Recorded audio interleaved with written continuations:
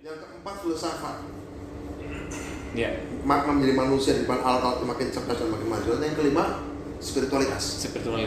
Politik, ekonomi, komputer, filsafat, spiritualitas. Sebelum keempat dan kelima nih Mas, jelasin dulu. Gak usah yang kelima, nanti jelasin dulu. Enggak. Selesaikan dulu. Bukan pas kelima nanti kita nggak ngobrol lagi. Oh, kenapa? Ya, iya, jadi Bukit Agirima dulu. Tapi saya kasih bocoran dulu. Iya. Halo Sobat Catatan Jurnalis, terima kasih sudah mampir lagi di channel ini. Kalau berbicara soal reformasi, siapa sih nggak kenal tokoh satu ini? Dan juga kalau berbicara tentang jalannya undang-undang desa, juga sangat dikenal sama masyarakat luas, khususnya masyarakat desa. Dan sekarang saat ini juga sedang ada sebagai inisiator di Bukit Algoritma. Nah, tamu saya hari ini spesial banget. Beliau adalah Bung Budiman Sujatmiko. Oke, halo. Apa kabar nih Bang? Baik, ya, alhamdulillah baik. Sibuknya apa ini? Ya, sibuk karena masih situasi pandemi ya. Di rumah masih sering, tapi ya selama ini baru keliling-keliling di Jawa saja. Keliling Jawa ya? Nggak ada rencana keluar kota ini? Mungkin besok saya akan keluar kota ke daerah-daerah lagi. Ke daerah lagi ya, gitu ya. Bang, ini sebuah kesempatan baik sekali ya nih bagi teman-teman Sobat Catatan Jurnalis bisa ngobrol sama tokoh reformasi muda. Aduh, kalau ngobrol soal Bang Budiman, Mas Budiman aja deh, biar nggak terlalu jauh kayaknya. Iya. Mas Budiman, jadi saya pernah membaca sebuah artikel tuh dulu, ya kan? Saya bukanlah seorang pemberani, itu di Kompas tahun 2010. Wih, saya sempat baca itu. Ngobrol sedikit dulu soal saya bukan sang pemberani itu seperti apa sih? Ya, artinya gini, saya tidak menganggap diri saya pemberani, tapi bukan juga penakut, gitu ya. Artinya saya bukan pemberani, artinya saya tidak pada setiap hal itu punya keberanian. Apa yang saya sebut keberanian itu muncul ketika memang saya sudah menghitung resiko. Saya melakukan sesuatu itu karena saya bukan seorang pemberani, saya harus menghitung segala sesuatunya, kalkulasi, resikonya, konsekuensinya. Dan ketika saya melihat bahwa resikonya lebih kecil dari kemungkinan kita menang atau selamat gitu ya, ya saya baru lakukan. Jadi saya tidak melakukan segala sesuatu hanya sekedar dorongan emosional. Saya kira itu hanya akan menghasilkan kekonyolan ya. Jadi itu saja sebenarnya pernyataan saya. Kalau waktu diwawancara di Kompas sih konteksnya pada waktu itu berbicara kenapa menjadi aktivis, Orde Baru. Ya saya bilang saya bukan pemberani. Saya punya rasa takut, tapi rasa jengkel dan rasa marah saya pada keadaan pada waktu itu bisa melampaui rasa takut saya. Saya sebutkan bahwa apakah ini salah satu bentuk kesadaran setelah proses reformasi tersebut, karena ini dibikin pada tahun 2010 dan pada era itu belum jauh setelah Mas Budiman kan di era sebelum reformasi. Nah dulu waktu di era reformasi ini jalan ceritanya itu gimana sih Mas, biar teman-teman sahabat muda juga tahu nih. Sebelum reformasi sebelum reformasi. Ya kalau sebelum reformasi jalan ceritanya ya seperti pada anak muda pada umumnya yang terlibat dalam aktivitas gerakan ya. Kita memang sudah lama berpikir Indonesia harus berubah. Indonesia harus berubah, harus melakukan terobosan politik. Rasa-rasanya pada waktu ada kritik-kritik yang tajam pada Orde Baru.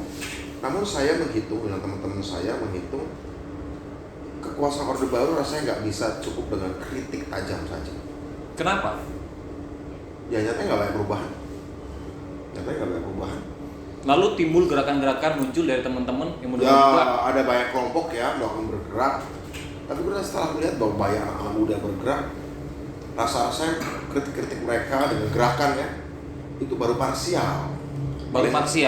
Mengkritik soal penggusuran, mengkritik soal perlakuan terhadap buruh, mengkritik soal perusahaan lingkungan, mengkritik soal pelanggaran HAM, masing-masing sendiri-sendiri seolah terpisah-pisah. Nggak terorganisir. Saya pikir waktu itu nggak bisa juga. Nggak bisa bareng-bareng ya. Bukan sekedar Orde Baru nggak bisa dikritik saja, tapi juga nggak bisa dilawan dengan perlawanan yang terpisah-pisah, dengan isu yang terpisah-pisah, tanpa strategi. Saya rasa itu Orde Baru karena sebuah sistem yang otoriter, tapi sekaligus cerdas. Dia punya mesin intelijensi yang luar biasa. Dia punya mesin kekuasaan yang luar biasa. Dia ditopang oleh kekuatan-kekuatan modal yang luar biasa.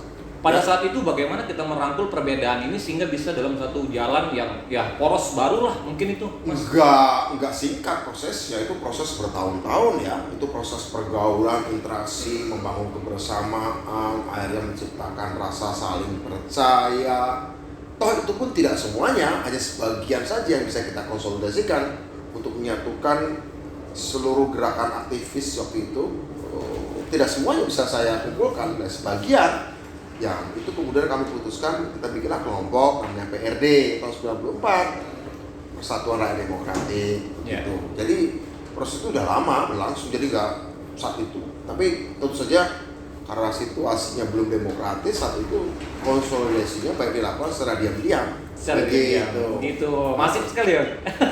Ya lumayan lah, secara diam-diam begitu. Secara diam-diam. Tapi kita tetap melakukan gerakan-gerakan, konsolidasinya secara diam-diam. Bagaimana kita merajut kebersamaan terhadap teman-teman aktivis ini?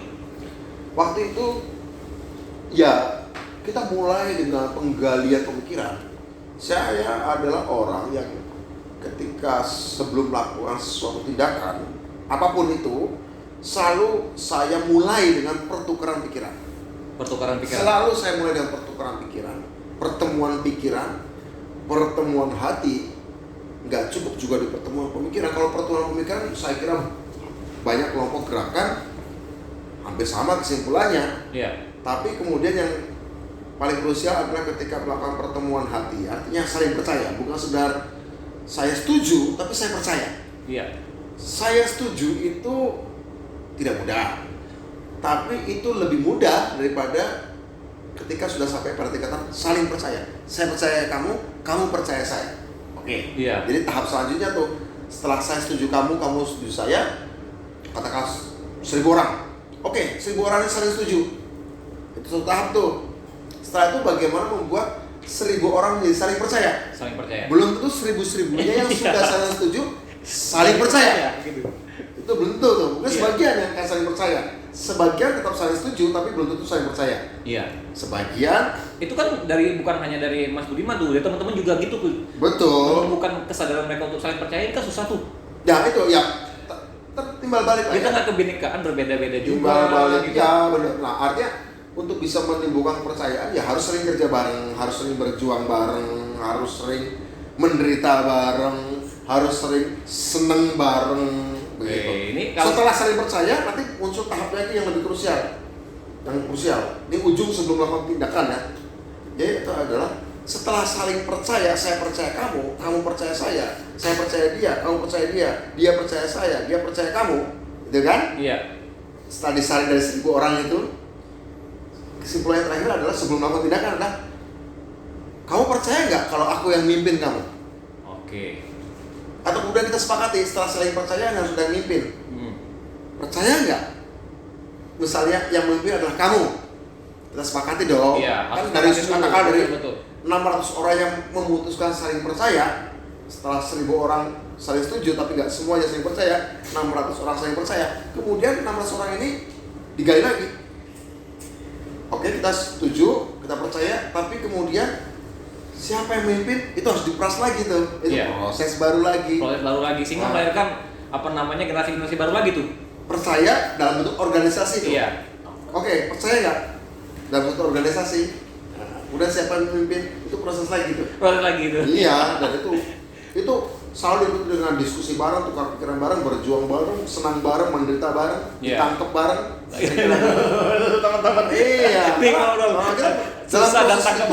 Dalam proses itu kita udah berkali-kali ditangkap.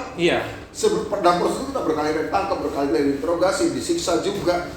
Saya pengen tahu. Tidak ada yang bisa bocor. Ternyata setelah berkali-kali ditangkap, berkali-kali diinterogasi, berkali-kali disiksa, nggak bocor. Boleh dikatakan berkhianat. Gitu. Boleh dikatakan pada saat itu Mas Budiman adalah sebagai seorang mahasiswa ya? Sudah enggak. Sudah banyak. Tapi lebih kepada organisasi petani dan tokoh pemuda lah pada saat itu. Melihat politik itu seperti apa? Politik bagi saya adalah kerja sosial. Ketika politik adalah kerja pengabdian. Ketika kamu jangan cari kaya di politik. Nah, Mas Budiman melihat bahwa ini adalah sebagai pengabdian. Nah, ini timbul ketimpangan dong dengan realitas apa yang dilihat pada saat itu. Iya, kita melihat pada waktu politik hanya sekedar untuk karir. karena orang per orang, ya. Dan menurut saya mengorbankan banyak hal, demokrasi dikorbankan, akal sehat dikorbankan, etika dikorbankan. Indonesia puluhan tahun di bawah kediktatoran, pembangunan infrastruktur fisiknya biasa-biasa aja. Bagi saya harga demokrasi yang kita bayar terlalu mahal. Tapi modernisasi pembangunannya sebenarnya terbatas aja, masih Jawa sentris, bahkan masih Jakarta kota sentris. Jawa sentris, kota sentris. Desanya bagaimana? Luar Jawa bagaimana? Padahal puluhan tahun berkuasa. Infrastrukturnya mana? Jalan tol cuma Jakarta Bogor aja sama Ciawi paling. Ada sedikit di Bandung. Tempat lain infrastruktur fisiknya bagaimana? Pelabuhan udaranya bagaimana? Pelabuhan lautnya bagaimana? Padahal puluhan tahun berkuasa, 30 tahun berkuasa. Bayarannya mahal, ibaratnya kamu nonton bayar mahal nih, tapi tontonannya ecek-ecek, jengkel. Itu udah bayar mahal nih, kebiasaan kita korbankan. Tapi kok ecek-ecek gitu loh. Nah itu kita sebagai dalam tanda kutip konsumen atau warga negara kecewa dong. Kecewa dengan itu. Kita ada bubar. Ganti deh. Aktor yang kita ganti deh. Aktor yang diganti. Udah lama di panggung nggak ngapa-ngapain, gitu. Ada aktingnya yang menarik untuk penonton. Roti dan sirkusnya nggak dibagikan. Ya kira-kira gitu. Ini roti dan sirkusnya nggak kebagian ini, nggak dibagiin gitu ya? Ya untuk rakyat bukan untuk saya. Iya, untuk rakyat. Nggak dibagiin untuk rakyat. Nah, tunggu keinginan Mas Budiman sendiri untuk ikut terjun dalam perhatian kontestasi politik itu gimana ceritanya? Itu nanti setelah demokrasi. Saat waktu zaman Orde Baru saya nggak pernah ikut berkompetisi. Memang belum. Pilihan saya bukan berkompetisi waktu itu, konfrontasi. Bukan, maksud saya kenapa pada akhirnya itu di ujungnya Mas Budiman justru kayaknya harus ikut nih di. Setelah demokrasi kan boleh untuk semua dong. Boleh untuk semua. Kediktatoran itu cenderung hanya memberi kesempatan pada kekuatan-kekuatan yang buruk dan kekuatan-kekuatan yang baik disingkirkan dari sistem. Itu kediktatoran. Dalam demokrasi, yang buruk maupun yang baik sama-sama dikasih tempat. Demokrasi bukan berarti jaminan pasti baik ya. Yang baik yang menang belum tentu juga. Tapi setidaknya kesempatan untuk berkompetisi bareng-bareng itu ada. Tapi kalau zaman kediktatoran hanya yang korup saja, yang represif saja. Ditentukan ya? Iya, itu tergantung Orde Baru kan. Lalu setelah itu kan nih akhirnya Mas Budiman memilih langkah politik ini sebagai jalur pengabdian. Dan bagi saya pengabdian. Satu-satunya yang boleh menurut saya sebagai orang yang belajar politik dari kecil, rasa-rasanya seorang manusia politik satu-satunya untuk dirinya yang boleh diperjuangkan untuk dirinya adalah kekuasaan. Selebihnya itu orang banyak. Kekuasaan. Kalau kamu ingin cari duit, jangan di politik. Tapi harus berkuasa, harus menang, harus bertarung, harus memimpin, harus pegang kekuasaan, bisa buat undang-undang, bisa buat perpres, bisa buat pergub, bisa buat perbuk, kan begitu, bisa buat perda, yaitu. Kalau kamu yang kaya, bisnis lah. Makanya saya waktu di DPR, saya nggak berbisnis, saya nggak mau makan. Saya nggak pernah ketemu pengusaha. Menciptakan produk undang-undang.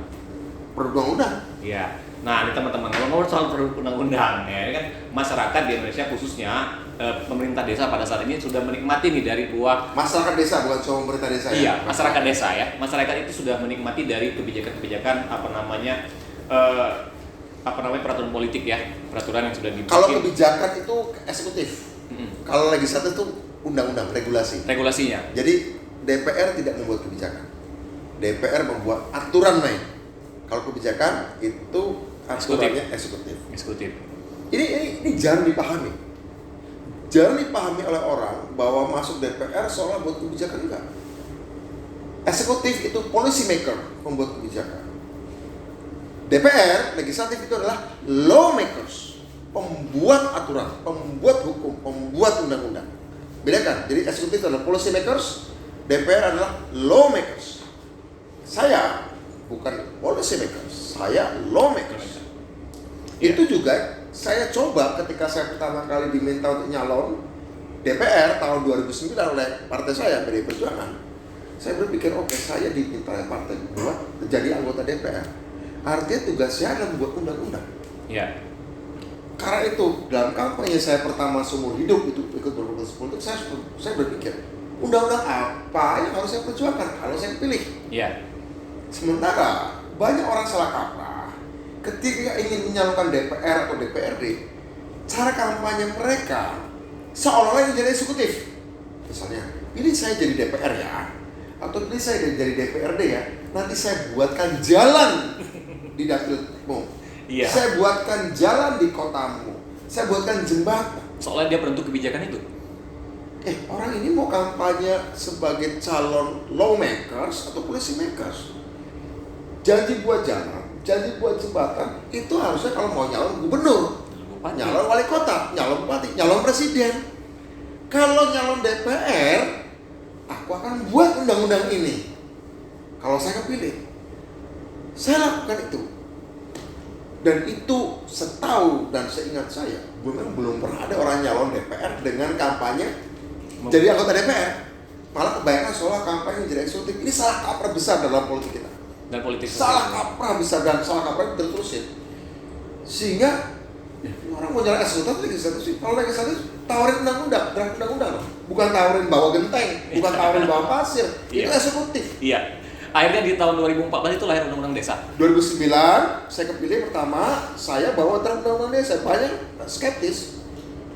Malah belum pernah ada deh orang nyalon DPR bawa draft undang-undang sebagai bahan kampanye. Aneh-aneh aja Budiman. Nggak aneh. Iya. Justru ini yang benar. Iya. Yang benar tuh ini. Itu kan artinya pesimisme kan? Artinya nggak percaya. Karena dalam prakteknya belum pernah terjadi. Nggak percaya kan? Artinya dengan apa yang di rakyat disuruh mikirin undang-undang. Baiknya rumit, pasal per pasal. Itu kita merendahkan kecerdasan rakyat. Buktinya ketika saya bawa draft undang-undang, kayak saja ngomong. Saya dari dapil Banyumas Cilacap. Satu hal juga yang selain dari kekeliruan antara ini jadi legislatif tapi kampanye eksekutif, orang juga lupa. Ketika kamu wakili rakyat yang mana? Yang kamu wakili. Kamu wakili. Loh, ya aku kan mewakili rakyat Banyumas Cilacap, dapil saya. Enggak. Saya tidak mengatakan saya mewakili rakyat Banyumas Cilacap. Saya mewakili rakyat desa se-Indonesia. Dari dapil Jawa Tengah 8. Iya. Karena memang secara administratif harus lewat dapil. Tapi yang saya wakil adalah suara rakyat, bukan se-Indonesia. Saya bilang rakyat desa, sebagian rakyat. Saya tidak mengklaim saya mewakili semua, karena rakyat Indonesia yang 270 juta bukan sekedar kepentingan dan aspirasi yang berbeda antara petani, antara buruh, antara pengusaha, antara aktivis, antara buruh, antara perawat, budaya, semuanya beda macam-macam. Beda-beda. Bukan sekedar berbeda. Tapi dalam banyak hal, beberapa aspirasi di antara mereka saling bertentangan. Kamu nggak bisa. Kalau ingin perjuangan itu berhasil, kamu membawa dua kepentingan yang saling bertentangan. Nggak bisa. Kamu harus take a side. Memilih, berpihak. Itulah ideologi. Itulah menginisiasi akhirnya. Saya tidak mewakili rakyat Banyumas Cilacap. Saya mewakili rakyat desa se-Indonesia dari dapil Banyumas Cilacap. Iya, responsif dari teman-teman pada saat itu gimana, Mas? Sebagian dari, wah ini baru pertama ini ada model kampanye seperti ini. Iya. Mereka berhasil sih, tapi apakah akan berhasil? Sebagian ragu. Iya. Tapi oke, let's give it a try. Dijalanin aja. Just give it a try. Iya. Ya, berikan kesempatan. Alhamdulillah, saya dapat suara terbanyak. Karena saya jelas saya nggak kampanye di kota. Iya. Saya kampanye di desa. Saya bilang gini, jangan pilih Budiman Sujatmiko sebagai wakilmu. Karena kalau saya terpilih, kamu belum tentu kaya. Kalau saya terpilih jadi DPR, kalian rakyat belum tentu kaya. Betul. Dan kalau saya gagal terpilih, kalian belum tentu jatuh miskin. Pilihlah draft undang-undang ini. Kalian pilih nggak kalau rancangan undang-undang ini jadi undang-undang? Oh iya, sepakat. Dengan hak-hak desa, kewenangan desa. Sepakat kan? Oke? Ini jadi undang-undang itu membawa kamu jadi kaya raya dari sejahtera. Kalau gagal ya kamu hidupmu begini aja. Ini yang harus kalian pilih itu ini. Dimengerti dulu itu. Mengerti dulu. Apa tuh Mas? Jangan kenali Budiman, kenali ini. Kenali ya, kita diskusi. Ya. Diskusi udah rakyat desa, hak macam Indonesia kan. Oke, paham? Jatuh cinta pada ini, ya pilih ini. Nah, tapi kan dia nggak ada di kertas suara. Ada Mas Budiman. Ya, dari seluruh orang foto yang ada di kertas suara, mana yang mau bawa ini? Ya, gitu. Ya, Kalau ada orang lain yang bawa draft undang-undang yang lebih keren dari ini, kalau ada orang lain yang bawa undang-undang yang lebih keren dari ini, silakan pilih. Ada nggak yang lain? Oh nggak ada. Yang lain cuma bawa pasir, minta janjiin pasir, janjiin genteng, janjiin masjid, janjiin gereja, janjiin jalan. Ya terserah. Mau jalan atau mau undang-undangnya jadi? Oh, mereka ingin undang-undangnya jadi. Konsep dasar lahirnya undang-undang desa. Kira-kira gitu ceritanya. Gimana? Nah itu percobaan pertamanya kayak gitu. It works gitu. Kenapa? Konsep akhirnya jalan undang-undang desa itu seperti apa? Tujuan utamanya. Nanti kita ke 2014 2019 itu nanti. Ini perjalanan itu dulu. Konsep utama lahirnya undang-undang desa itu. Saya ketika saya pertama kali diminta oleh partai nyalon DPR RI, kan teman-teman saya aktivis lama tuh di PRD maupun yang lain-lain pada dengar. Wah, ada teman-teman saya dulu di PRD yang sudah jadi dosen di UGM, jadi peneliti di ITB, udah nemuin saya. Bung, kita pikirkan undang-undang yuk terhadap desa. Kita ada punya konsepmu apa? Oke, saya pelajari, bagus, saya sepakat. Nah kita kemudian diskusi lah, kita ramu di UGM sama di ITB kebanyakan. Anak UGM, dosen-dosen UGM sama peneliti-peneliti ITB. Kita rumuskan undang-undang itu dari UGM dari aspek demokrasi dan aspek ekonomi, pemberdayaan ekonomi, dan dari teman-teman ITB aspek dari teknologi. Nah sehingga kemudian draft itu kita rumuskan menjadi undang-undang desa sebagai unit pemerintahan, self governing community, unit ekonomi, unit kebudayaan, dan unit teknologi. Nah, kita bedah Indonesia itu apa, bangsa itu apa, bagaimana sejarahnya desa. Desa di era masa lalu, di era masa ini, dan di era digital, teknologi digital apa? Ya, kita bedah. Gitu. Jadi hasil seperti yang saya katakan tadi, selalu sebelum saya melakukan trial satu hasil dari penggalian pemikiran. Dari banyak orang. Oke. Itu tuh baru kita rumuskan. Itu baru tuh di 5 tahun pertama akhirnya melahirkan sebuah undang-undang. Ya, di 2009 sampai 2014. Melahirkan undang-undang, ya kan. Nah, setelah Mas jadi lagi tuh di 2014 sampai 2019. Nah, tentunya Mas bisa melihat di perkembangan dari desa itu sendiri bagaimana dalam menjalani perundang-undangan yang dibikin tadi. Kemiskinan berkurang tapi memang belum ideal. Belum transformatif. Tapi sekarang bahwa desa punya dana, dulu sebelum undang-undang desa, untuk desa punya dana itu kepala desanya harus kenal anggota DPR, harus bikin proposal. Hari ini desanya kenal nggak kenal DPR atau DPRD, uang datang. Nah itu contoh loh, artinya terserah uang itu untuk bangun apa, begitu. Terserah uang itu untuk bangun apa, sepakati di desa dalam musyawarah desa itu. Nah gara-gara itu pula saya masuk DPR RI, kemudian kepala desa bukan cuma dari dapil saya, tapi dari seluruh Indonesia datang ketemu saya. Minta saya jadi pembina mereka. Jadi ketika bentuk demo negosiasi di DPR mentok misalnya soal anggaran berapa persen desa, soal macam-macam pasal mentok, ya saya bilang aja, ini mentok nih nggak bisa jalan nih, silakan kalian demo aja. Puluhan ribu kepala desa demo. Datang ke Senayan ya? Ada 3-4 kali lah. Puluhan ribu kepala desa demo. Saya bilang di luar ada yang demo nih 30.000 orang, saya bilang. Dan mereka ingin dana desa seperti ini urusannya. Dan mereka mendukung posisi saya. Saya pimpinan pansusnya. Mereka mendukung posisi saya. Jadi kita Bappenas, Kemendagri harus setuju. Karena didukung 30.000 orang. Di luar DPR nih 30.000 orang. Dan mereka ingat ya, mereka bukan rakyat, mereka pemimpin rakyat. Mereka kepala desa. 30.000 orang. Andai satu orang itu di setiap desanya ada 3.000 orang. Karena rata-rata di Jawa 3.000 sampai 5.000 orang.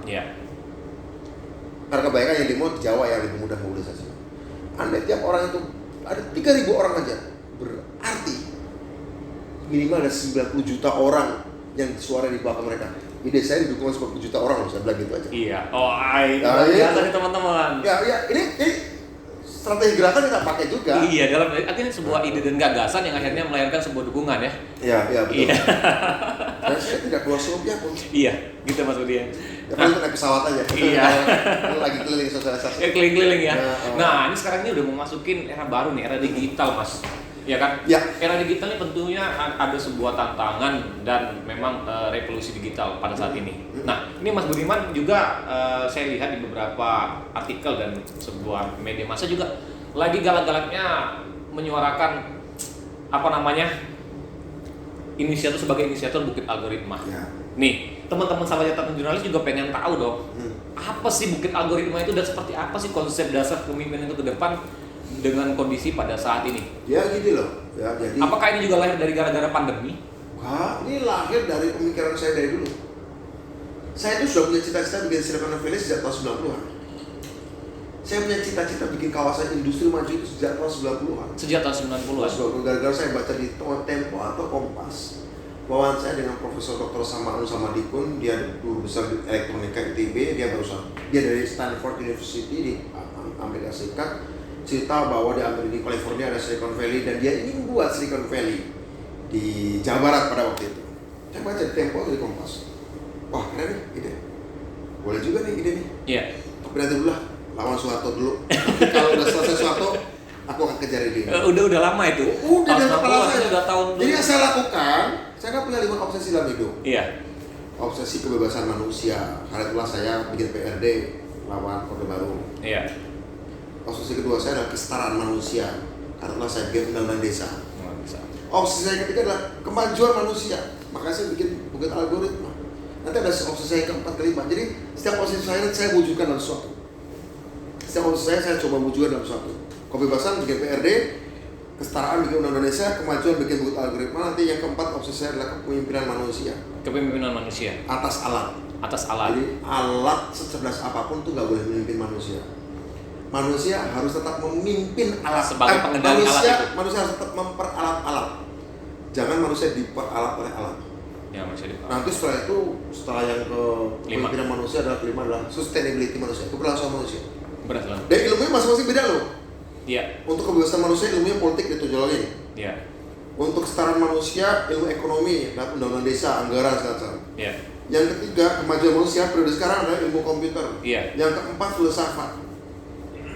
Iya. Makna menjadi manusia di depan alat-alat makin cerdas dan makin maju. Dan yang kelima spiritualitas.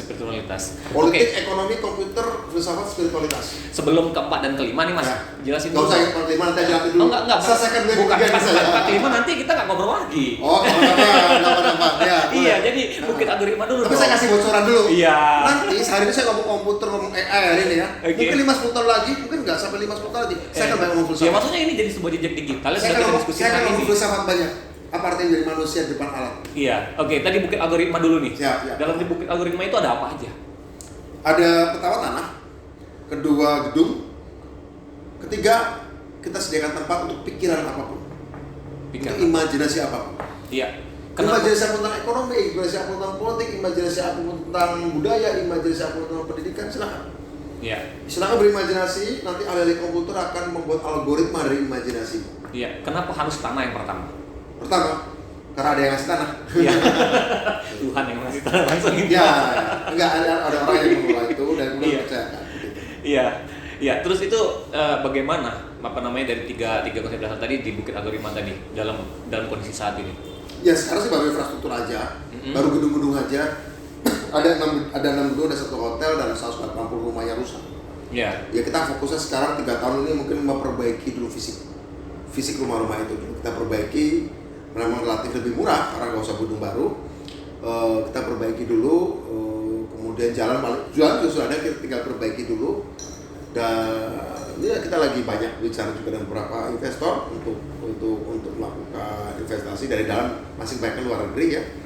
Dan kemudian mungkin ada proyek-proyek sekitar itu lain nanti akan kita bangun juga. Iya, saya membaca ada di situ 3 hal yang cukup menjadi perhatian. Yang pertama itu 4.0, yang kedua itu adalah sektor pertanian, yang ketiga itu militer. Nah, itu gimana? Kalau militer itu di luar itu. Oh, di luar itu ya. Oke, di luar itu aja dulu ya. Iya. Itu gimana? Tolong dijelasin dong, Mas. 4.0 kan sebenarnya kan 3. Orang salah menganggap bahwa 4.0 itu tentang digital, itu salah. Digital itu sebenarnya 3.0. Revolusi 3.0 itu digital. 4.0 itu digital dan biofisik. Rekayasa biologi dan rekayasa fisika. Orang lupa itu. Rekayasa biologi itu rekayasa genetik, neuroscience, fisika itu nanoteknologi segala macam. Jadi orang lupa bahwa soal 4.0 cukup dari digital enggak. Digital itu hanya enabler aja. Yang penting rekayasa makanan, rekayasa tanaman, rekayasa tubuh kamu, ya. Digital itu hanya rekayasa persepsi kita segala macam di situ. Pertanian masuk situ semuanya. Ya, jadi saya kemarin ngobrol dengan beberapa macam anak muda maupun juga senior yang dulu kebaikan aktivis, ya, ada jadi pejabat, ada jadi pengusaha. Saya bilang, kita ini sudah menuliskan prolog untuk perubahan Indonesia 98. Kita harus menyimpulkan epilognya. Kita harus simpulkan. Ya sekarang ini bagaimana teman-teman yang sudah jadi pengusaha, jadi pejabat, yuk kita kawal ini semua. Ini bukan agenda pribadi Budiman. Kalau saya Budiman berbisnis, saya nggak akan sembarang ajak orang, tapi saya buka agenda ini. Karena apa? Ini agenda peradaban, ini agenda gerakan. Ini nerusin agenda perubahan dulu. Agenda perubahan dulu. Kita nerusin. Bahwa kamu jadi pengusaha, jadi pejabat, segala macam, ya oke. Okay.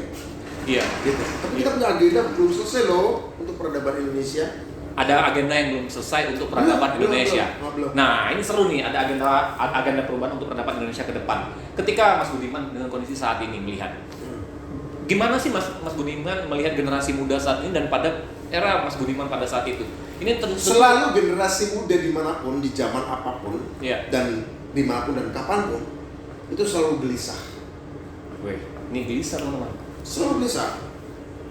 Mereka selalu tidak puas dengan keadaan masa kini. Di zaman kapanpun, saat mereka sedang gelisah dengan masa kini, dengan realita hari ini, mereka akan ingin keluar dari hari ini, pikirannya melayang-layang kemana-mana. Itu anak muda deh. Iya. Masalahnya, mau melayangnya ke masa lalu atau melayangnya ke masa depan? Gimana kalau dilayangkan? Dilayangkan. Karena itu kita mencoba membuat algoritma untuk menunjukkan ini loh masa depan. Iya. Kalau kamu gelisah pada hari ini, ada masa depan yang bisa kamu bayangkan di situ. Iya, itu kan bagi generasi yang sadar, Mas. Enggak semua generasi muda itu gelisah. Gelisah. Iya. Kalau soal milih ke masa lalu atau masa depan, itu soal pilihan. Pilihannya ada nggak? Iya. Kalau pilihannya cuma pengen kembali ke masa lalu, ingin bikin khilafah, ingin kembali ke orde baru, itu berarti ke masa lalu. Wah, enak zaman dulu ya, enak zaman khilafah ya, daripada zaman demokrasi. Enak zaman kerajaan, enak zaman orde baru. Karena hari demokrasi hari ini nggak memuaskan. Kalau semua anak muda berpikir kayak gitu, kembali ke masa lalu, ya Indonesia nggak punya masa depan. Iya. Mungkin algoritma untuk mereka, jangan lihat masa lalu. Kamu nggak suka hari ini, tapi jangan cari alternatif ke masa lalu. Cari alternatif ke masa depan. Masa depan kayak gimana, Budiman? Ini loh masa depannya. Ini loh masa depannya. Okay. Itu yang kita lakukan. Iya, Mas. Satu, untuk kedua, karena mereka adalah gelisah anak muda, dimanapun dan kapanpun, imajinasi mereka selalu lebih relevan untuk sebuah bangsa daripada pengalaman senior-senior. Iya. Gitu. Ya, kemajuan teknologi membuat anak-anak muda ini kadang-kadang terlalu apatis, Mas. Apalagi soal kepentingan kemajuan masa depan. Enggak, kata siapa apatis? Iya. Anak muda biasa. Pengaruh teknologi, Mas. Apa? Pengaruh teknologi ini karena sehingga membuatkan mereka ini sebagai sosok yang enggak sosial, Mas. Dia hidup sendiri-sendiri. Sosial ada di teknologi. Ya. Sosial ada di digital. Tapi tidak mendekatkan secara dekat, Mas. Enggak secara nyata. Tuh, itu soal bagaimana mengatur manajemen. Nah, ini bedanya maksudku, Mas. Bedanya pada era Mas Budiman dan era sekarang. Enggak. Nah, gitu-gitu. Gitu loh. Dunia ini berkembang selalu menuju masyarakat yang lebih logis dan lebih etis. Dulu perbudakan diwajarkan, sekarang nggak wajar, ya kan? Iya. Selalu lebih etis dan lebih logis. Jadi menurut saya jangan lihat yang hari ini kelihatan di mata, tapi proses di bawah itu. Kalau kita tahu proses yang di bawah itu, maka kita tahu bagaimana yang di bawah itu bisa mempengaruhi di atas. Ya. Jadi sikap kita terhadap kemajuan adalah optimis dan kritis. Optimis dan kritis. Optimis dan kritis, jangan sinis. Jangan sinis ya. Orang sinis itu kata seseorang, orang sinis itu kalau dia mencium bau bunga dia nyari peti mati. Jangan ada yang baru mati nih. Iya. Orang sinis kalau mencium bau bunga, dia ada peti mati nih. Dia siap-siap nih. Nah kalau kita kan dengar bau bunga, wah ini ada yang pakai parfum asik nih. Nah, kita deketin. Terus kayak gitu loh. Oke, nih satu lagi nih Mas. Ya. Nih, Mantra nih. Saya juga melihat di mana-mana ini kayaknya udah ada barisan-barisan yang menjadi arah baru mengidolakan Mas Budiman lah. Saya minta tanggapan langsung nih buat teman-teman juga nih. Tanggapan Mas Budiman itu seperti apa? Tentang apa tuh? Tentang ini ada menurut saya ini adalah sebuah partisipasi dan dorongan teman-teman di daerah maupun di nasional ada kayaknya bersinar, terus juga ada itu. Iya, ini langsung nanya nih. Jadi nanya sama orangnya langsung, Bro. Iya kan? Apa tuh? Nanya sama orang langsung. Jadi ini menurut Mas Budiman ini seperti apa terhadap dukungan-dukungan dari teman-teman yang luar daerah, mungkin lah kita katakan ada aliansi bersinar gitu. Seperti apa? Saya dikasih tahu, tapi saya tidak terlibat aktif. Dan untuk mereka saya ingin katakan gak ada yang melarang, bukan sesuatu yang haram. Tapi yang paling penting ya hari ini adalah bukan tentang siapa dulu, tentang apa. Ya, apa yang mau kita buat untuk Indonesia? Kemarin saya juga ditanya di sebuah podcast. Bagaimana Mas Budiman lihat kalau ada yang dukung politik seperti ini, seperti itu? Saya bilang, memang apa sih yang kita butuhkan untuk Indonesia pemimpin? Pemimpin ke depan bukan cuma untuk Indonesia, untuk dunia setelah era pandemi. Tidak cukup pemimpin itu visionary realis. Visionary realis adalah seorang realis yang visioner. Seorang realis visioner adalah orang-orang yang punya pandangan ke depan, tapi dia secara realistis memakai alat-alat yang lama untuk membenahi bangsa. Nggak bisa. Karena kamu punya niat baik pun, rencana baik pun, kalau alatnya masih lama, nggak akan bisa. Kamu lihat balapan tapi mobilnya mobil lama, nggak bisa. Nggak bisa. Kita butuhkan down to earth futurist, penyongsong masa depan yang membumi. Yaitu apa? Yang juga sama-sama melihat ke depan, tapi menggunakan alat-alat baru yang disediakan oleh teknologi. Yeah. Dan untuk bisa memahami, orang semua bisa punya cita-cita masa depan yang baik, tapi memahami alat untuk mencapai itu nggak semuanya. Nggak semuanya. Kamu ingin kebaikan, Oke. Kebaikannya dilakukan oleh A dengan alat lama. Kebaikan yang dilakukan oleh B dengan alat baru. Mana yang lebih cepat nyampe kebaikan?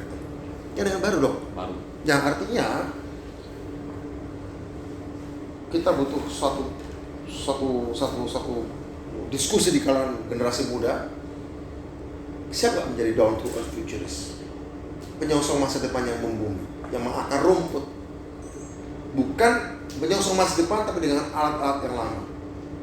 Saya pastikan mereka kalah. Bukan karena gak punya cita-cita. Kenapa? Bukan karena gak punya niat baik. Ya alatnya. Alatnya simply irrelevant. Sudah gak relevan. Dan untuk bisa memahami alat itu harus paham secara filosofis alat itu apa. Okay. Oh iya dong. Indonesia 270 juta orang dipimpin dengan abal-abal, ecek-ecek. Ya mau jadi apa 270 juta orang lebih ini? Oke. Ya dong, ya kan? Ya. Oke teman-teman catatan jurnalis, ini luar biasa sekali nih ya. Masih ada segmen 4 dan kelimanya nanti, tapi nunggu undangan dari Mas Budiman. Waktu beliau menyuat bersenggang. Saya kesana ya. Iya gitu. Jadi mungkin itu buat teman-teman semuanya dari sahabat catatan jurnalis, ini eksklusif. Saya ketemu langsung sama Mas Budiman Sujatmiko, salah satu di Jakarta. Di Jakarta nih bro, langsung diundang beliau ke Jakarta untuk ngobrol-ngobrol tentang ya bagaimana histori beliau, undang-undang desa, akhirnya juga di industri bukit algoritma, dan mungkin teman-teman pendukung lainnya juga yang punya partisipasi pengen Indonesia lebih maju ke depan. Ya. Saya terima kasih sama Mas Budiman Sujatmiko, saya Riza Palevi. Terima kasih dan sampai jumpa lagi di catatan jurnalis selanjutnya. Makasih Mas. Iya.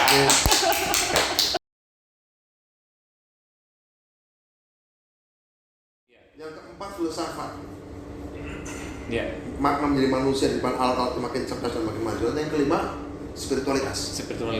Politik, ekonomi, komputer, filsafat, spiritualitas. Sebelum keempat dan kelima nih Mas, jelasin dulu. Gak usah keempat kelima, nanti jelasin dulu. Enggak. Selesaikan dulu. Bukan keempat kelima, nanti kita nggak ngobrol lagi. Oh, keempat. Iya, jadi bukit algoritma dulu. Tapi saya kasih bocoran dulu. Iya.